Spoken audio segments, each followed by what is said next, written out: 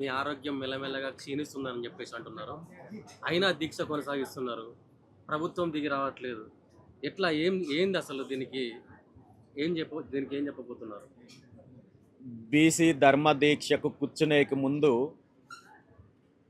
రాబోయే పరిణామాలన్నింటినీ కూడా ఎదుర్కోవడానికి మానసికంగా సిద్ధపడి నేను ఈ దీక్షకు కూర్చున్నాను.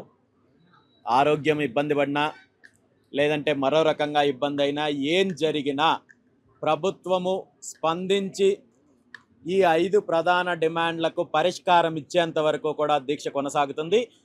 దీని ద్వారా ఎలాంటి పరిణామాలైనా ఎదుర్కోవడానికి నేను సిద్ధంగా ఉన్నాను. సమగ్ర కులగణన చేయాలని చెప్పేసి అన్నారు. పక్క రాష్ట్రంలో సమగ్ర కులగణన చేస్తే బీసీలకు రావాల్సిన వాటనే సరిగ్గా రాలేదు. ఒకవేళ ఇక్కడ కులగణన చేస్తే బీసీలకు సమన్యాయం దొరుకుతుందని ఆశ ఏమైనా ఉందా?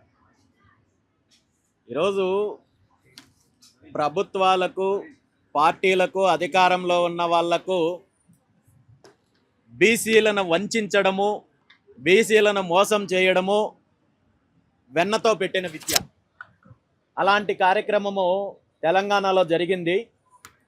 కానీ భవిష్యత్తులో తెలంగాణలో అయినా, ముఖ్యంగా ఆంధ్రప్రదేశ్లో అయినా బీసీలకు ఇచ్చిన హామీలను నెరవేర్చకుండా తప్పించుకోవాలనో, బీసీలను తప్పుదారి పట్టించాలనో, మభ్యపెట్టాలనో ప్రభుత్వం కానీ, పార్టీలు కానీ ప్రయత్నం చేస్తే అలాంటి ప్రయత్నాలు సఫలీకృతం కావు.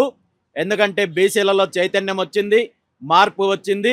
వీళ్ళు ఏ విధంగా బీసీలను వంచిస్తున్నారో ప్రజల్లో చైతన్యం వచ్చింది. కాబట్టి ఇలాంటి వాటి వల్ల ఉపయోగం లేదు. ఇప్పటికైనా ప్రభుత్వాలు కళ్ళు తెరిచి బీసీలకు ఇచ్చిన హామీలను, బీసీల యొక్క న్యాయపరమైన డిమాండ్లను వెంటనే నెరవేర్చాలని చెప్పి ఈ సందర్భంగా డిమాండ్ చేస్తున్నారు. బీసీల ఓట్ల గురించి ఇటు అధికార పార్టీ అయినా ప్రతిపక్ష పార్టీ అయినా పెద్ద ఎత్తున పోరాటం వాళ్ళు మాట్లాడుకున్నారు. ఇవాళ మీరు దీని ఆమరణ నిరాహార దీక్ష చేస్తూ ఉంటే ఇటు ప్రతిపక్షం కానీ ప్రభుత్వం కానీ రెండు కూడా మొండి వైఖరిని ప్రవర్తిస్తున్నాయి. ఎట్లా అనుకోవచ్చు? ఈరోజు నేను అదే ప్రశ్నిస్తున్నాను. ఈ న్యాయపరమైన డిమాండ్లను నెరవేర్చాల్సిన ప్రభుత్వము ఒక పక్క స్పందించడం లేదు. నాకు ప్రతిపక్ష హోదా కావాలని కొట్లాడుతున్న ప్రతిపక్ష నేత జగన్మోహన్ రెడ్డి గారు బీసీలకు సంబంధించిన సమస్యలపైన, ముఖ్యమంత్రి చంద్రబాబు నాయుడు గారు బీసీలకు ఇచ్చిన హామీలపైన ఈరోజు వరకు ఏమాత్రం స్పందించకపోవడం నిజంగా ఈ రాష్ట్రంలో ఉన్న బీసీల యొక్క దౌర్భాగ్యం అని చెప్పి తెలియజేస్తున్నాను. ఈ 2 ప్రధాన పార్టీలు బీసీలకు చేస్తున్న మోసాన్ని ఇప్పటికైనా గుర్తించాల్సిన అవసరం ఉంది. ఆ దిశగా మార్పు వస్తోంది, ఆ దిశగా చైతన్యం వస్తోంది. దానికి ఖచ్చితంగా వీళ్ళు భవిష్యత్తులో సమాధానం చెప్పే రోజు, భవిష్యత్తులో దీని పరిణామాలు రుచి చూసే రోజు కూడా దగ్గరలో వస్తాయని చెప్పి తెలియజేస్తున్నారు.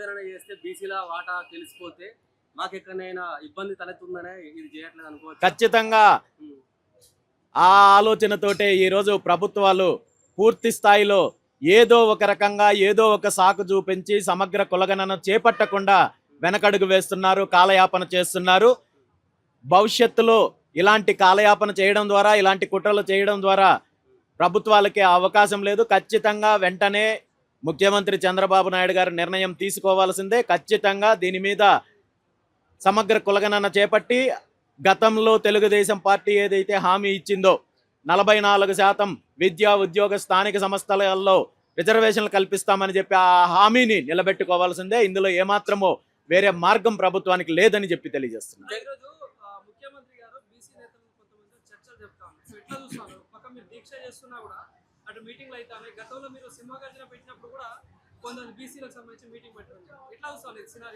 ముఖ్యమంత్రి చంద్రబాబు నాయుడు గారికి బీసీలను మోసం చేయడము, బీసీలను వంచడం ఈరోజు కొత్త కాదు.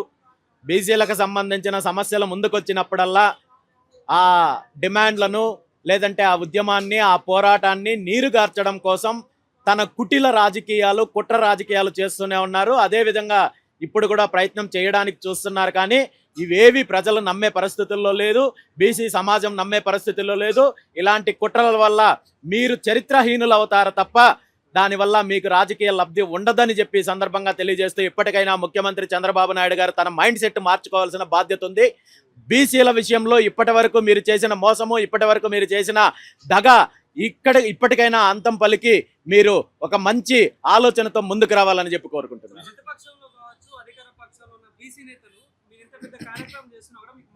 కావచ్చు, మీకు సంబంధించి కేవలం విజయసాయి రెడ్డి గారు ఒక్కరే పోస్ట్ పెట్టారు, మిగిలిన వాళ్ళు ఎవరు కూడా పెట్టలేదు. ఈరోజు ఈ రెండు పార్టీల్లో ఉన్న బీసీ నాయకులు బీసీ పెద్దలు కూడా ఆలోచించాలి. ఈ పార్టీల యొక్క కబంధ హస్తాల్లో చిక్కుకొని వీళ్ళకు బానిసల్లాగా ఇంకెన్ని తరాలు ఇంకెన్ని సంవత్సరాలు పనిచేయాలనే విషయం కూడా ఆలోచించుకోవాల్సిన పరిస్థితి వచ్చింది. బీసీలకు సంబంధించి ఇచ్చిన హామీలను ప్రభుత్వం నెరవేర్చినప్పుడు ప్రభుత్వంలో భాగస్వామిగా ఉన్న ప్రజాప్రతినిధులు కావచ్చు, మంత్రులు కావచ్చు, ప్రభుత్వాన్ని ప్రశ్నించాలి.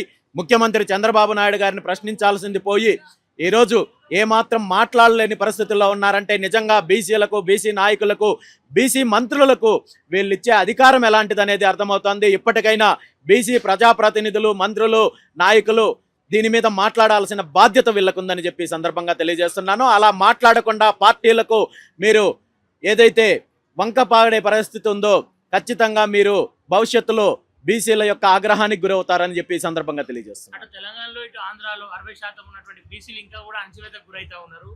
ఈ పోరాటం పూర్తిగా ముగిసే లోపు వీటి నుండి విముక్తి అవుతారని అనుకుంటారా? ఖచ్చితంగా ఇప్పటి వరకు 79 సంవత్సరాల స్వతంత్ర భారతదేశంలో ప్రధానంగా నష్టపోయిన వర్గాలు ఏవైనా ఉన్నాయంటే, వంచనకు గురైన వర్గాలు ఏవైనా ఉన్నాయి అంటే, అణచివేతకు గురైన వర్గాలు ఏవైనా ఉన్నాయంటే అది బీసీలు మాత్రమే. అందులో ప్రధానంగా 2 తెలుగు రాష్ట్రాలకు సంబంధించిన బీసీల అంశం తీసుకుంటే ఏం జరిగిందో మనందరికీ తెలుసు. కానీ ఈరోజు బీసీలలో మార్పు వస్తోంది, చైతన్యం వస్తోంది. ఖచ్చితంగా భవిష్యత్తులో బీసీలకు మంచి రోజులు వస్తాయి. బీసీల శకము 2 తెలుగు రాష్ట్రాల్లో కూడా మొదలవుతుంది. దానికి పోరాటం మొదలైంది. ఇప్పటికైనా వీళ్ళు కళ్ళు తెరిచి బీసీలకు న్యాయం చేయాల్సిన బాధ్యత అధికారంలో ఉన్న పార్టీలకు ఉంది, నాయకులకు ఉంది. అలా కాని పక్షంలో చరిత్రహీనులుగా మిగిలిపోతారని చెప్పి సందర్భంగా తెలియజేస్తున్నాం. ఆర్ కృష్ణయ్య లాంటి వాళ్ళే పెద్ద ఎత్తున వచ్చినా కూడా కుదరలేదు. ఇలా రామచంద్ర యాదవ్ వల్ల అవుతుందని క్వశ్చన్ వస్తుంది. గతంలో అయితే వ్యవస్థలన్నీ కూడా ఈ పార్టీలు వీళ్ళు తన కనుసన్నల్లో పెట్టుకొని నియంత్రించే ప్రయత్నం జరిగింది.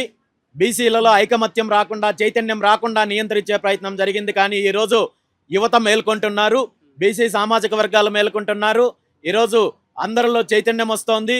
సోషల్ మీడియా ద్వారా కావచ్చు, వీళ్ళు చేస్తున్న అన్యాయాల వల్ల కావచ్చు. ఖచ్చితంగా భవిష్యత్తులో బీసీలందరూ కూడా ఏకమయ్యే రోజులు దగ్గరలోనే ఉన్నాయి. బీసీలకు 2 తెలుగు రాష్ట్రాల్లో అధికారం వచ్చే రోజులు కూడా దగ్గరలో ఉన్నాయని చెప్పి సందర్భంగా తెలియజేస్తున్నాను. బీసీలలో ఐకమత్యం తీసుకురావడానికి, చైతన్యం తీసుకురావడానికి బీసీవై పార్టీ పూర్తి స్థాయిలో పోరాటం చేస్తుంది, ఆ దిశగా పయనిస్తుందని చెప్పి తెలియజేస్తున్నాను. పవన్ కళ్యాణ్ గారు ఈ విషయంపై ఇప్పటికి కూడా స్పందించలేదు. ఏం చెప్పదలుచుకున్నారు అతని గురించి? పవన్ కళ్యాణ్ గారు అధికారంలో ఉన్నారు కానీ ఆయనకు అధికారం ఉందని చెప్పి నేను భావించడం లేదు.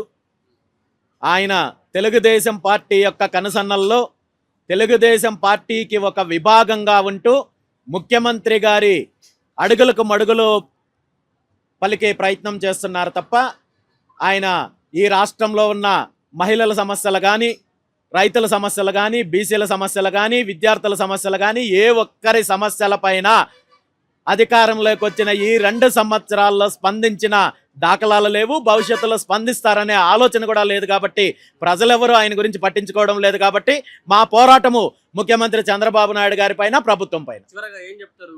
ప్రభుత్వం దిగొచ్చేదాకా దీక్ష కొనసాగిస్తుంటారా? ఖచ్చితంగా ఈ దీక్ష కొనసాగుతుంది. ప్రభుత్వం దీని మీద కుట్రలు చేయాలో, మరో రకంగా రాజకీయాలు చేస్తే దీన్ని భగ్నం చేయొచ్చు అని అనుకుంటే దీనికి తీవ్ర పరిణామాలు ఉంటాయి. ముఖ్యమంత్రి దానికి బాధ్యత వహించాల్సి వస్తుంది.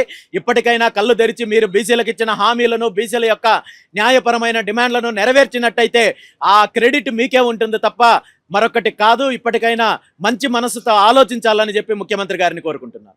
చంద్రబాబు నాయుడు చర్చలు చేద్దామంటే మీరు సిద్ధంగా ఉన్నారా? బీసీలకు సంబంధించిన న్యాయపరమైన డిమాండ్లను నెరవేర్చడం కోసం ఏం చేయడానికైనా నేను సిద్ధంగా ఉన్నాను. అందులో ఏమాత్రం అనుమానం